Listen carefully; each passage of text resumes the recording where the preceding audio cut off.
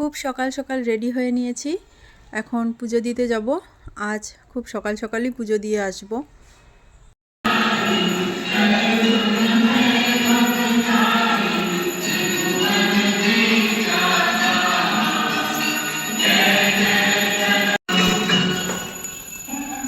যেহেতু খুব সকাল সকাল গিয়েছি তাই জন্য মন্দির একদম ফাঁকা। দেখুন অন্ধকার, এখনও লাইটগুলোও ঠিকঠাক জ্বালায়নি। আর দু একজন শুধু আমি গিয়ে দেখি 2-1 জন গিয়েছে, তার মধ্যেই আমি গেলাম।